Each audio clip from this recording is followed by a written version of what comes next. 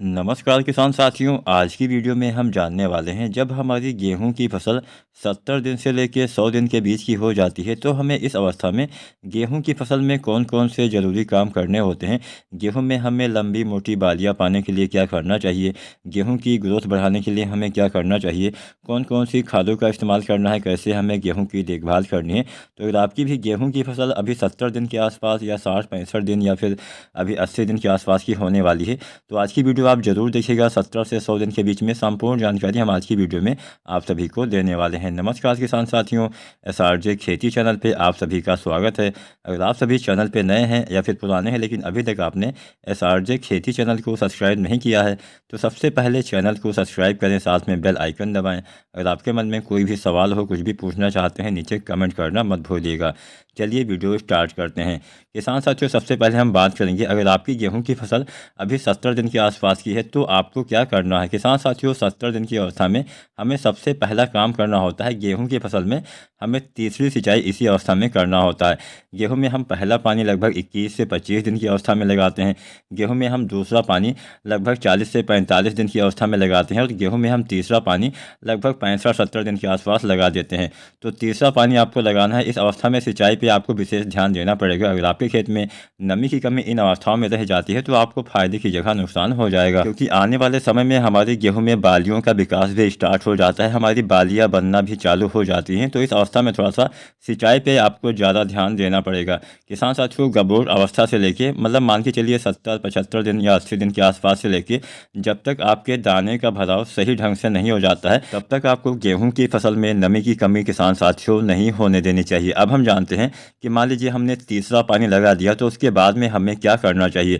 किसान साथियों, कई बार आपने देखा होगा जब हमारी गेहूं की फसल में हम तीसरा पानी लगाते हैं तो या फिर 70 दिन के आसपास की जब फसल हो जाती है तो इस अवस्था में भी कई बार हमारी फसलों में पीलापन आ जाता है। तो अगर आपकी गेहूं की फसल अभी 70-75 दिन के आसपास की होने वाली है, आपके गेहूं की फसल में या फिर 65 से 70-75 दिन की होने वाली है, आपकी गेहूं की फसल में पीलापन है, तो ये पीलापन दूर करने के लिए यहाँ पे हम मिट्टी में कोई भी खादों का इस्तेमाल इस अवस्था में नहीं करेंगे, क्योंकि अगर आप अब भी कोई भी खादें मिट्टी में डाल देते हैं तो उसका ज़्यादा असर आपके पौधे को नहीं मिलेगा, क्योंकि अब बहुत ज़्यादा समय नहीं बचा है। तो यहाँ पर हम जो भी डालेंगे उसका हम केवल स्प्रे विधि से इस्तेमाल करेंगे, छिड़काव विधि से प्रयोग करेंगे।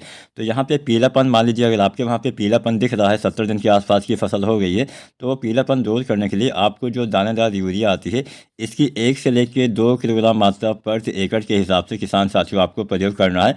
और इसके साथ में आपको जिंक का इस्तेमाल करना है। कई बार हमारी फसलों में जिंक की कमी की वजह से भी ये समस्या आ जाती है। किसान साथियों, अगर आप इस अवस्था में जिंक का इस्तेमाल करते हैं, भले ही आपने पहले इस्तेमाल किया हुआ हो, किसान साथियों हमारी ऐसी बहुत सारी मिट्टी होती है जहाँ पे जिंक की कमी बहुत जल्दी हो जाती है। बहुत सारी ऐसी रेतीली मिट्टी होती है, हल्की मिट्टियाँ होती हैं जहाँ पे जिंक की कमी देखी जाती है। अगर आपके वहाँ पे जिंक की कमी ज़्यादा मात्रा में हो तो यहाँ पे जिंक का भी आप छिड़काव कर दीजिएगा। तो जो 12% वाली जिंक आती है, अगर आप इसका छिड़काव विधि से प्रयोग करने वाले हैं तो इसकी किसान साथियों आपको लगभग यहाँ पे 120 से 130 ग्राम मात्रा प्रति एकड़ के हिसाब से आपको छिड़काव कर देना है। जब आप यूरिया डालते हैं तो उसी में आप जिंक का भी छिड़काव कर सकते हैं।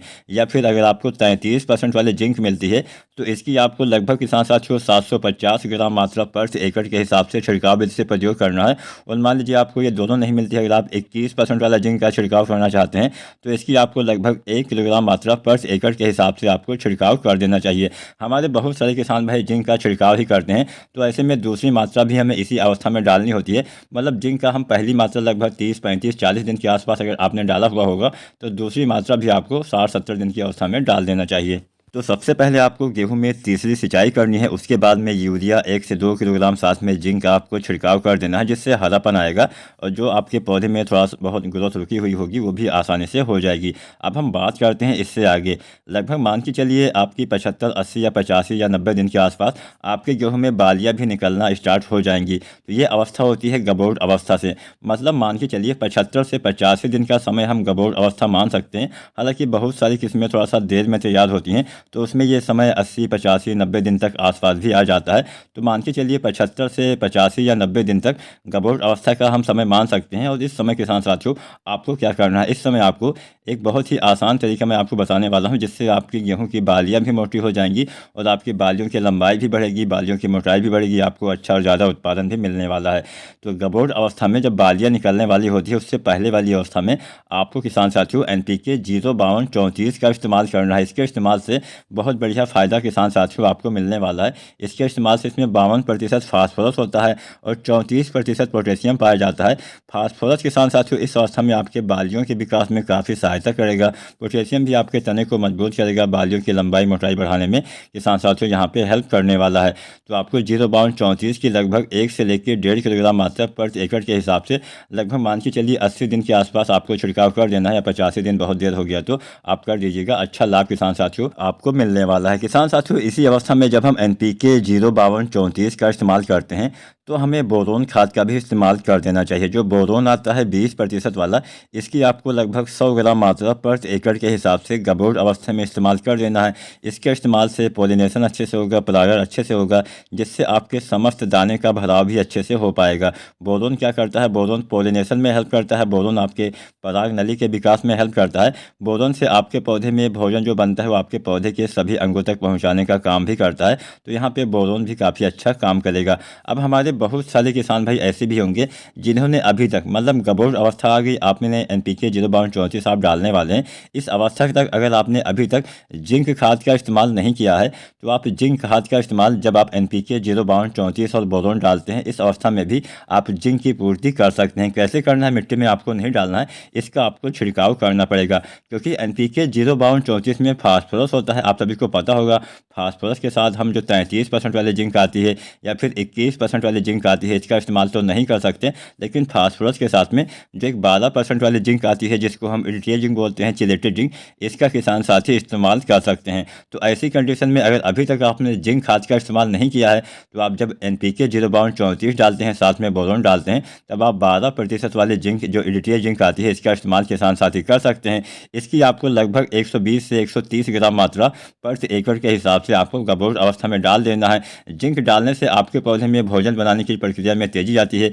जिंक से आपके पत्तों में हरापन भी रहता है। जिंक से आपके पौधे में प्रकाश संश्लेषण प्रक्रिया अच्छे से हो पाती है। तो यहाँ पे जिंक भी आप अवश्य डालिएगा, बस थोड़ी सी सावधानी आपको बरतनी होती है, वो मैं आपको बता देता हूँ। के साथ साथियों जब भी आप जिंक डालें आप NPK 0-32-34 के साथ में, तो यहाँ पे हम जो 3 खादें आपको बताए हैं, पहला हमने बताया NPK 0-32-34, दूसरा हमने बताया बोरोन, तीसरा हमने बताया जिंक 12% वाला। तो यहाँ पे सभी का आपको पहले अलग अलग घोल बनाना है, उसके बाद में एक साथ किसान साथियों आप छिड़काव कर सकते हैं, स्प्रे कर सकते हैं। इसके इस्तेमाल से बहुत बढ़िया फायदा किसान साथियों आपको मिलने वाला है। अब मान लीजिए आप 0-32-34 डालते हैं, बोरोन डालते हैं, जिंक डालते हैं, आपकी फसल अभी 80, 85 या 90 दिन के आसपास की होने वाली है, या फिर और पहले की फसल है, मान के चलिए 75 से 85 या 90 दिन की फसल है, और इस अवस्था में अगर पीलापन आ जाता है, सबसे पहले तो हमने आपको बता ही दिया कि अगर आपकी फसल 70 दिन की है तो पीलापन कैसे दूर करना है। कई बार गबोट अवस्था में मतलब बालियाँ आने से पहले भी पीलापन देखा जाता है, तो ऐसी कंडीशन में नाइट्रोजन की पूर्ति तो आपको करनी ही पड़ेगी। बिना नाइट्रोजन की पूर्ति के कभी भी अच्छा उत्पादन नहीं मिल पाएगा। अगर गबोट अवस्था में नाइट्रोजन की कमी हो जाती है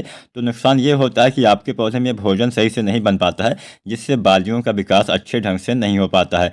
तो ऐसी कंडीशन में जब आप 0-32-34 डालते हैं, साथ में बोरोन, साथ में जिंक डालते हैं, तो इसी अवस्था में किसान साथियों जो आती है नाइट्रोजन यानी जो यूरिया आती है, इसका भी आप छिड़काव कर सकते हैं। तब यहाँ पे आप 1 से लेकर 2 किलोग्राम यूरिया का छिड़काव आप कर सकते हैं। अगर आपने 70 दिन पे यूरिया डाल दिया है तब तो आपके खेत में नाइट्रोजन की पूर्ति हो ही गई होगी, लेकिन बाई चांस मान के चलिए अगर मान लीजिए आपने ना डाला हो और आप अभी 0-32-34 डालने वाले हैं, तो अगर ऐसी कंडीशन में पीलापन आ जाता है तो फिर से आप यूरिया का छिड़काव किसान साथी कर सकते हैं, स्प्रे कर सकते हैं 1 से 2 kg। सभी का अलग अलग घोल बना के आसानी से आप सारी खादें प्रयोग कर सकते हैं, अच्छा लाभ मिलने वाला है। यहाँ पे बस 1-2 सावधानी यही बरतनी है कि सभी का अलग अलग घोल बनाइएगा। इसके साथ साथ खेत में नमी होनी चाहिए। अगर खेत में नमी नहीं है तो सबसे पहले किसान साथियों सिंचाई करनी है, उसके बाद ही आपको इन तमाम खादों का इस्तेमाल करना है। उम्मीद करते हैं आज की जानकारी आपको पसंद आई होगी। वीडियो पसंद आई है लाइक करें, कोई सवाल कोई सुझाव हो नीचे कमेंट अवश्य करें। वीडियो देखने के लिए बहुत बहुत धन्यवाद।